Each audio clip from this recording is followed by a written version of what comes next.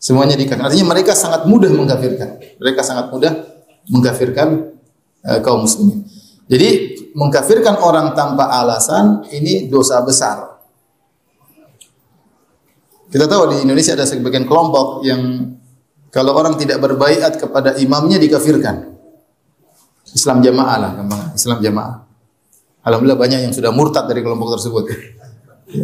Dulu yang tidak berbaiat kepada imamnya kafir. Saya sampai sering bercanda sama mereka, imammu mana yang menjadikan Islam kita bergantung pada dia? Imammu kita tidak kenal. Terus kalau tidak kenal dia kemudian kita jadi kafir. Kalau kita mau baiat pun kita harus tahu imam yang mana imammu. Mana imammu?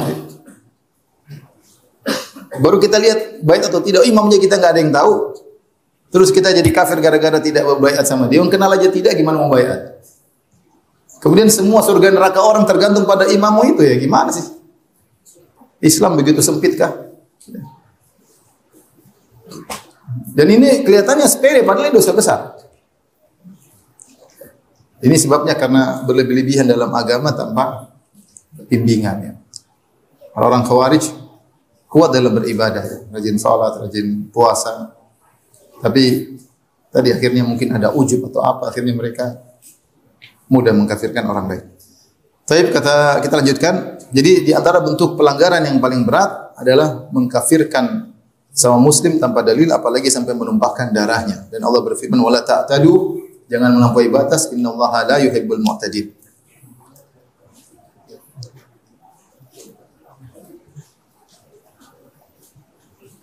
Kemudian Allah berfirman, wa qala ta'ala, "Wa may ya'sillaha wa rasulahu faqad dhalla dhalalan mubina". Barang siapa bermaksiat kepada Allah dan Rasulnya, maka dia telah sesat dengan kesesatan yang nyata. Imam Az-Zahabi rahimahullah masih membawakan dalil yang umum. Di antara bentuk kesesatan adalah mengkafirkan orang, apalagi membunuhnya tanpa dalil yang jelas.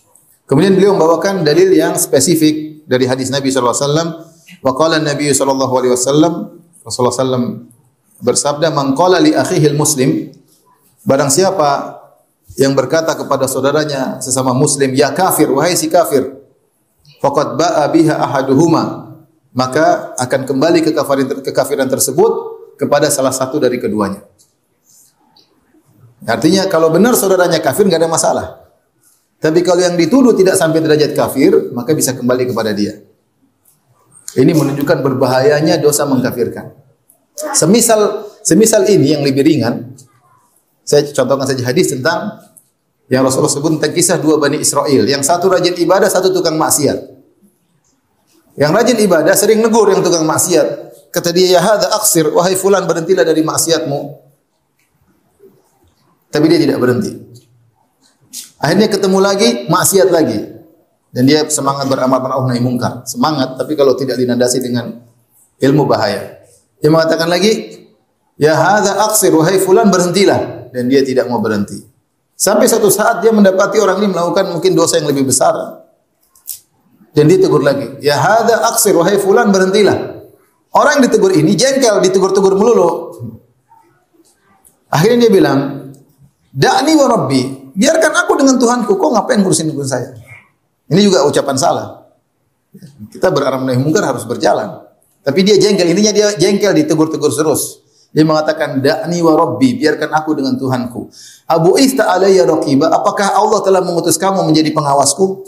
Sudah ada malaikat, ngapain ngurusin saya? Intinya gitulah ya. Ini kan kalimat menjengkelkan ya, menjengkelkan ya. Kalau saya digitukan juga saya jengkel ya. Intinya sudah ada malaikat, ente ngapain tegur-tegur saya? Biar Allah urusin. Kalau Allah mau kasih saya adab, urusan Tuhan. Kenapa ente urusin saya? Intinya dia menjengkelkan temannya tersebut. Karena tukang maksiat mungkin dia jengkel, dia ngomong begitu.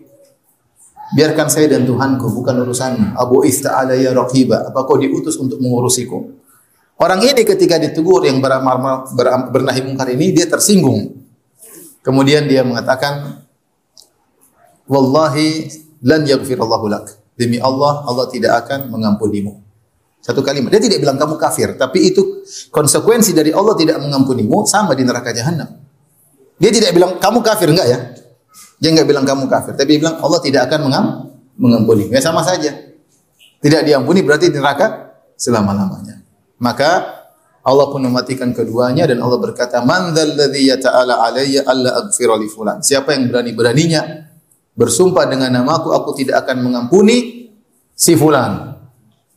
Faqad ghafartu lahu wa ahbatu amalak. Aku telah mengampuni dia dan aku gugurkan seluruh amalan kebajikanmu. Maka dia pun masuk neraka jahanam. Justru yang menuduh kamu tidak akan diampuni ternyata justru masuk neraka. Abu Hurairah radhiyallahu anhu ketika menyampaikan hadis ini dia berkata, "Takallama bi kalimatin aw baqat dunyahu wa ukhrahu." Orang ini mengucapkan satu kata saja yang mungkin dia tidak pedulikan, ternyata menghancurkan dunianya dan akhiratnya. Dunia dia langsung Allah hukum dia langsung mati, di akhirat ternyata dia masuk neraka. Jadi kata-kata itu tidak sembarang kita lontarkan, bahaya. Syariat tidak hanya menilai perbuatan kita, tapi kata-kata ini penting. Maka jangan sembarang komentar, jangan sembarang bicara, jangan sembarang menuduh, jangan sembarang menggampang-gampangkan syirik misalnya, jangan, bahaya. Orang masuk Islam dengan kata-kata atau tidak? Orang masuk dengan kata-kata. Orang keluar dari Islam juga dengan apa? Kata-kata. Orang ini karena dia saking semangat dia bilang Allah tidak akan mengampunimu. Lihat akibatnya dia dimasukkan dalam neraka oleh Allah Subhanahu wa taala. Menunjukkan hal itu adalah dosa besar. Bagaimana lagi dengan yang mengatakan kamu kafir meskipun dia pelaku maksiat, meskipun dia tukang zina, meskipun dia tukang makan riba, tapi untuk derajat kafir itu lain cerita.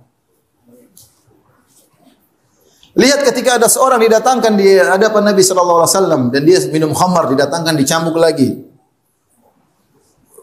Kemudian didatangkan dicambuk lagi, minum khamar berulang-ulang. Sampai ada yang sahabat yang mungkin jengkel, dia mengatakan la'anahullah, semoga Allah melaknatnya. Rasulullah tegur.